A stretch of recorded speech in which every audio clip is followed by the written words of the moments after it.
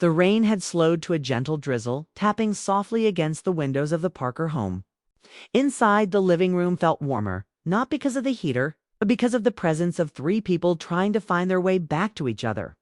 Ethan sat in his favorite chair, his hands clasped together, staring at the muted glow of the lamp.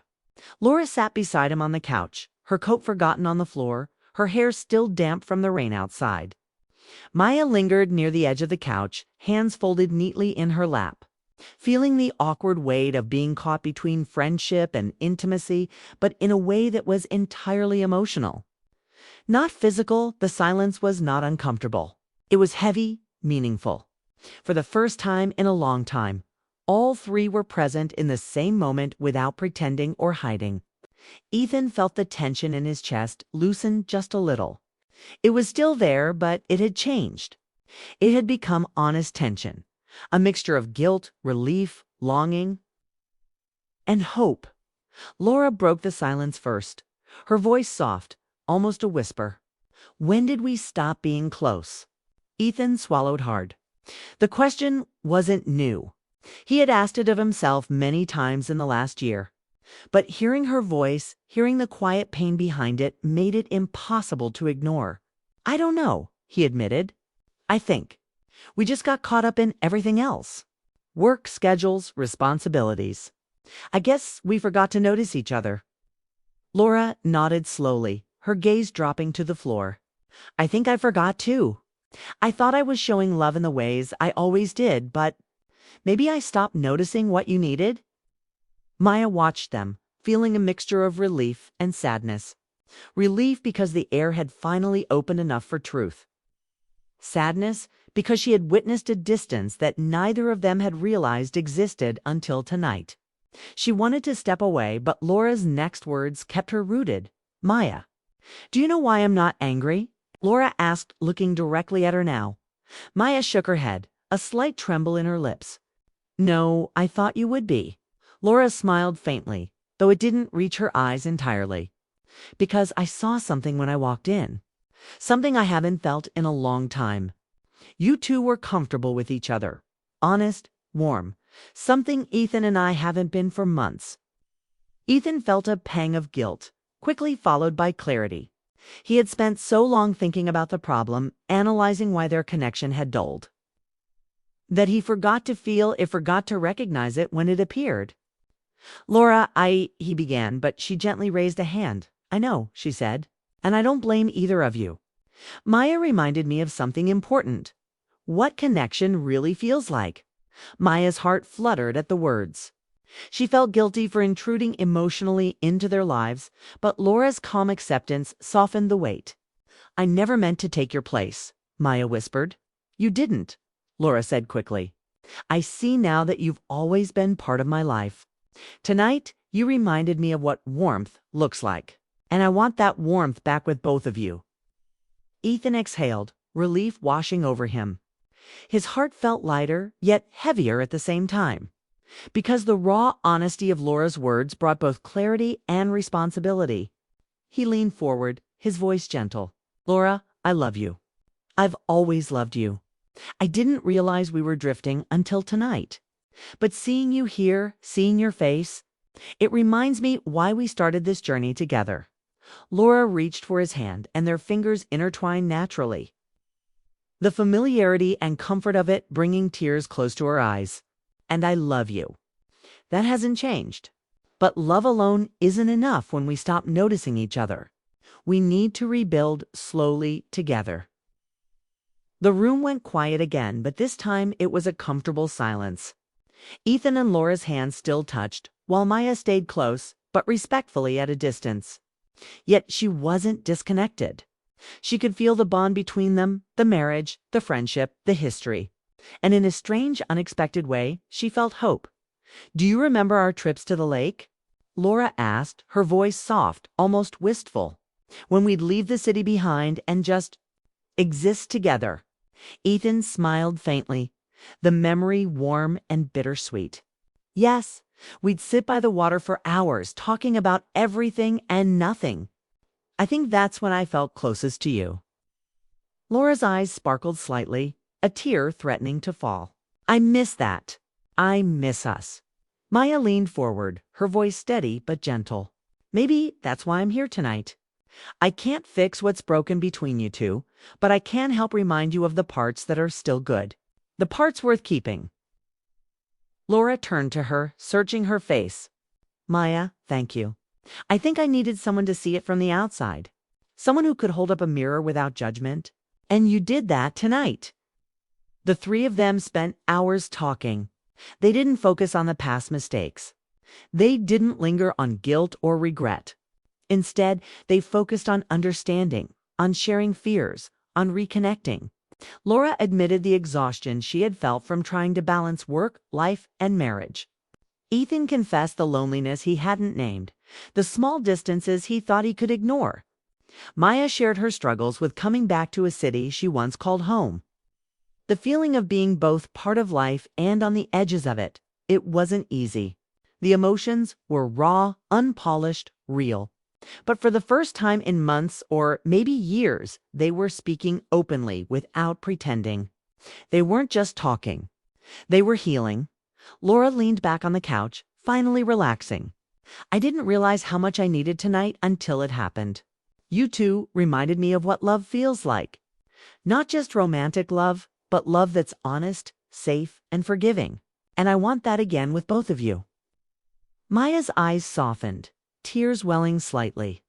I think that's the thing we all forgot, that love isn't just one person. It's what we create together. The warmth, the care, the honesty, it's bigger than anyone alone.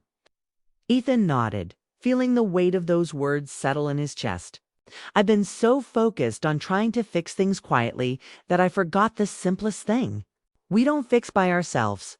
We fix together. The conversation drifted naturally into old memories, funny stories from childhood, embarrassing moments from their school days, trips they had taken, and moments that reminded them why they valued each other so deeply. The room, once heavy with tension, now felt lighter. Yet the emotional depth remained, a beautiful, tender weight that spoke to how much they cared for one another. Laura paused mid-laugh at a memory and looked at both Ethan and Maya. I think we all needed tonight. I think I needed to see that connection in action, that it's not too late to find it again. Maya smiled, the guilt fading, replaced by a warm relief. It's never too late, she said simply. We just need to be honest, open, and present. And tonight, we are. Ethan reached for Laura's hand again, this time holding it more firmly. I promise to be present, he said softly. I want us to rebuild. I want the us we lost to come back, not perfectly, but fully. Laura's smile was gentle, almost fragile, but sincere. I want that too. And I want you, Maya, to be part of it. Not as a replacement, but as someone who reminds us what closeness and honesty feel like. We've all missed that. The rain outside continued, a steady, soothing rhythm. Ethan glanced at the window, then back at the two women he loved, in a way that threatened their relationships, but in a way that honored their bond, their history, and the possibility of healing. They talked late into the night. They shared fears and hopes. They admitted mistakes they hadn't acknowledged. They laughed and cried. And through it all, a new dynamic began, forming, not messy, not inappropriate, but emotional, supportive, and deeply human. By the time the rain slowed to a gentle drizzle, they felt something shift. A bond that had been strained was beginning to strengthen. They didn't solve everything, and they didn't have a perfect plan, but they had something stronger than routine or comfort. They had truth, honesty, and the willingness to show up for each other no matter how long it had been since they had last done so. Laura finally leaned back, exhaustion and relief mingling in her expression. I never thought I'd feel this open again, but tonight I do. And I think we all needed this moment to see what we've been missing. Ethan nodded, smiling faintly. We've been given a second chance, not just for our marriage, but for our friendships, our hearts, everything that matters. Maya's voice was soft but steady, and we can keep this. We can keep building as long as we stay honest and present. The three of them sat together in quiet harmony, listening to the final drops of rain hitting the windows. It wasn't perfect. Nothing ever is. But it was a beginning.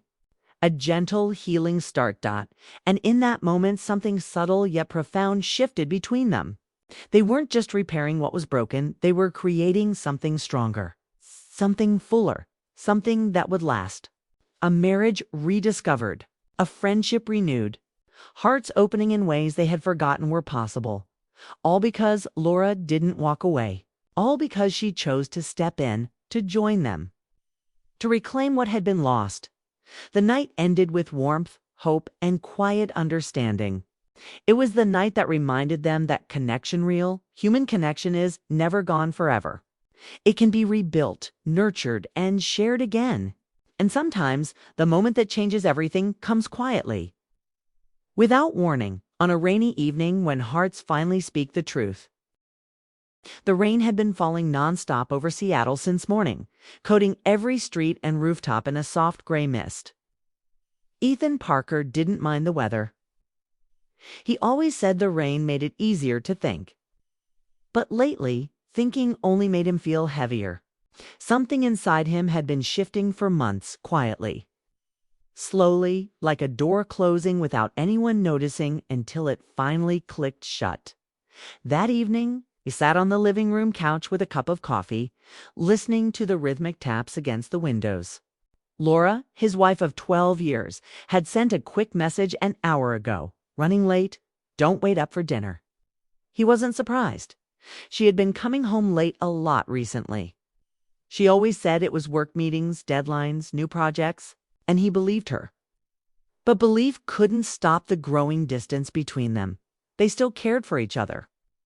They still said good morning, still shared chores, still talked about bills and errands. But something tender had gone quiet. A gentleness that used to flow easily had been replaced by polite conversation and tired smiles. Ethan didn't blame her, and he didn't blame himself. Life just happened. But the silence between them had grown too familiar. A knock at the door pulled him out of his thoughts. When he opened it, Maya Thompson stood there with her umbrella dripping and her hair slightly messy from the wind. She flashed a warm, familiar smile. "Hey, Ethan. Sorry to come unannounced. I just came to return Laura's book. She loaned it to me weeks ago." Maya had been Laura's best friend since childhood. They grew up together in Toronto before life pulled them into different cities. When Maya moved back to Seattle a few months ago, it felt natural for her to reconnect with Laura. She visited, often sometimes for dinner, sometimes for coffee, sometimes just to talk. She had always been bright, calm, and comforting in a way that made people feel safe around her. Ethan stepped aside. "Come in. Laura's still at work, but you can wait if you want." "I won't stay long," Maya said, but her voice softened as she entered, grateful to be out of the cold. She handed him the book, then hesitated. "Actually, I could use a warm drink, if you don't mind." "Not at all," he said, already heading toward the kitchen as he prepared tea for her. He realized something. Maya's presence made the house feel less empty. She wasn't loud or dramatic. She simply carried a warmth with her that softened the air. They settled into the living room. Maya tucked her legs under her as she sat beside him, not close, but comfortable. She glanced at him with gentle concern. "You look tired," she said. He offered a small smile. "Long week. Laura mentioned things have been crazy for you both." He nodded. "Work's been intense for her. And I guess I've been quieter than usual. I don't know. It's just one of those phases." Maya studied him for a moment, her expression soft. "Marriage can be hard. Even good ones." Ethan didn't expect the comment. But she wasn't judging. She was simply being honest. "I feel like we're drifting," he admitted. The words came out before he could stop them. He wasn't complaining, just acknowledging something he hadn't said out loud.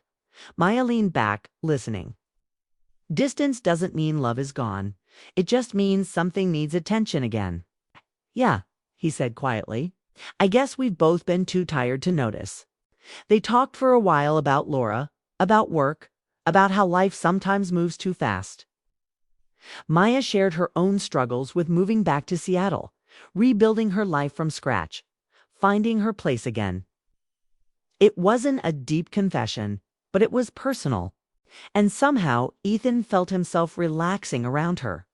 There was no inappropriate tension, no hidden motives, just two people having a genuine conversation that felt honest and unforced. But sometimes, emotional closeness can feel louder than physical closeness. Something subtle hung in the room, like a warmth neither of them fully recognized but didn't try to push away. Maya looked at him with kind eyes. "I know you care a lot about Laura. She talks about you." Ethan was surprised. "She does, of course. She loves you deeply. She just gets overwhelmed. She wants to do everything right, and sometimes that makes her shut down." He felt something inside him loosen. It had been a long time since anyone talked about his marriage with this level of understanding. Before he could respond, the front door handle turned. The sound cut through the room like a sudden breeze. Maya straightened.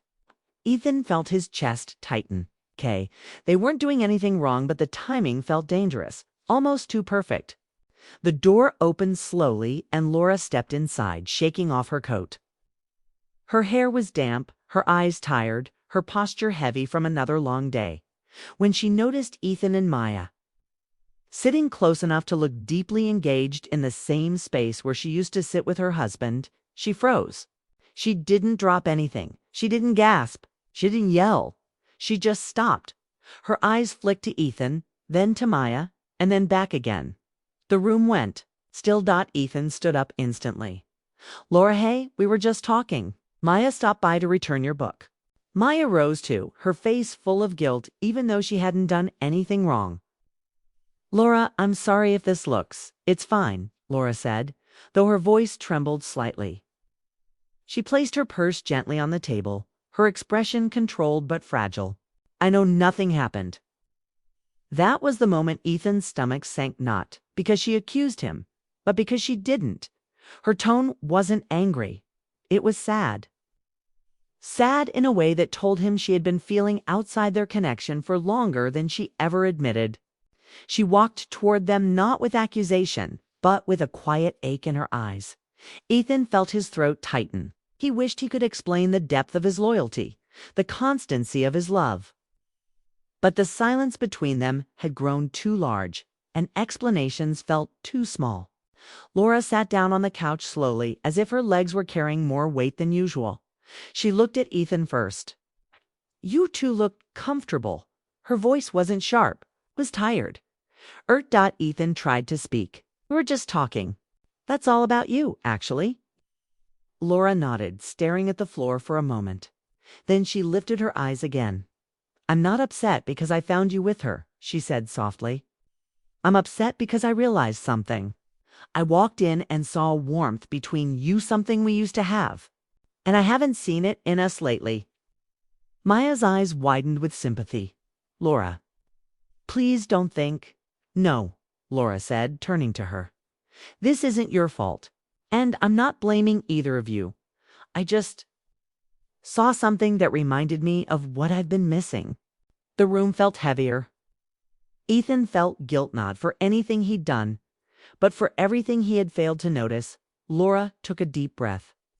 She looked at both of them with vulnerability Ethan hadn't seen in years. "Maybe," she whispered, "I've been watching my own marriage from the outside." Those words struck him harder than anger ever could have. Ethan stepped closer. "Laura, you're the center of my life. You always have been. I never meant to shut you out." She reached for his hand gently. "But I never meant to drift away. But I did, and maybe I didn't even realize how far."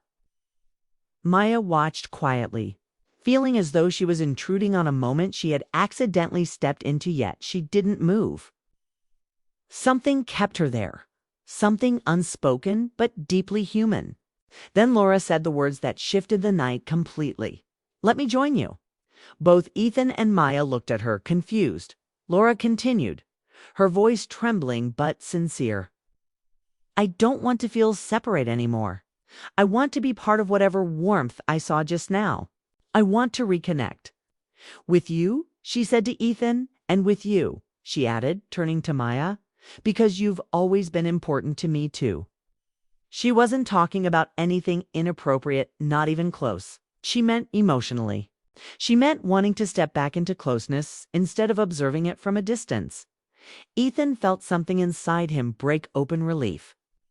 Love, guilt, hope. Maya stepped forward gently.